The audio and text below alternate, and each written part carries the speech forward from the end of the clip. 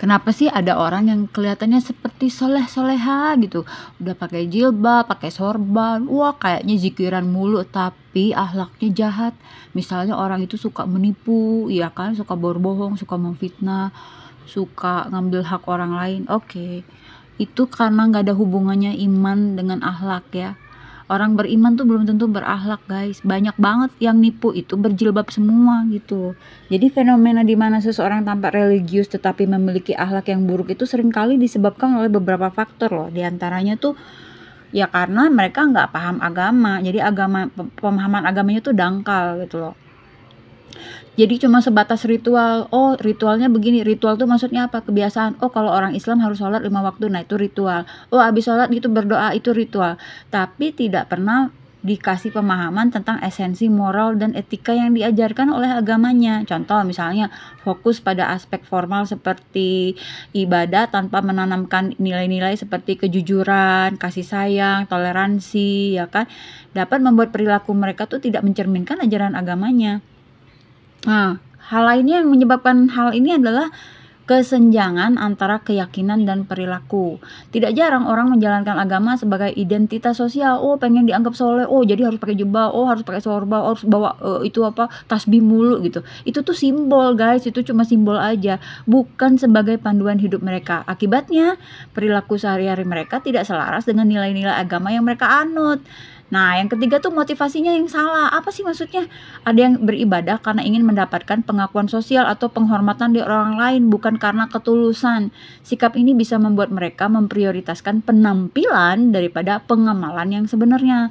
Yang keempat itu adalah lingkungan atau pengaruh sosial. Lingkungan yang permisif terhadap perilaku buruk dapat mempengaruhi seseorang untuk bertindak tidak etis meskipun secara individu mereka tampak religius.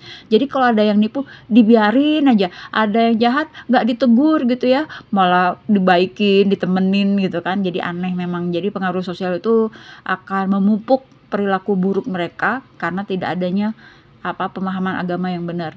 Yang kelima itu mereka itu kurang introspeksi diri. Orang yang terlalu fokus menilai kekurangan orang lain seringkali lupa untuk memperbaiki diri. Ingetin, ini reminder buat aku juga.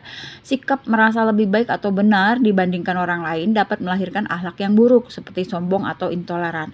Nah, jadi ini semua berkaitan ya. Agama seharusnya menjadi panduan untuk memperbaiki diri, bukan sekedar atribut. Atribut itu apa maksudnya?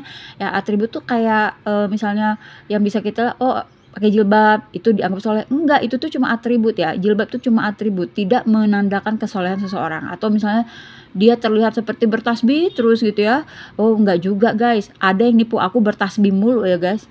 Gitu ya. Maka penting bagi kita setiap individu itu untuk memahami ajaran agama secara keseluruhan atau secara holistik ya, secara keseluruhan. Jadi jangan dipilah-pilah gitu. Jadi keseluruhan agama itu harus dipahami. Jadi ingat ada kutipan dari Ali bin Abi Thalib radhiyallahu anhu tentang akhlak yang penuh makna. Dia bilang gini, nilai seseorang tergantung pada apa yang dia lakukan dengan baik. Kutipan ini mengajarkan bahwa kehormatan seseorang itu dinilai dari amal perbuatannya, bukan dari status atau ucapannya semata. Terus kemudian dia bilang, berbicaralah kepada manusia sesuai dengan akal mereka. Ini menunjukkan pentingnya memahami situasi dan kemampuan orang lain dalam berkomunikasi agar tidak menimbulkan kesalahpahaman. Nih, orang yang paling lemah adalah orang yang tidak mampu mencari teman. Dan yang lebih lemah dari itu adalah orang yang kehilangan teman yang telah diperolehnya. Akhlak yang buruk adalah penyakit yang mematikan.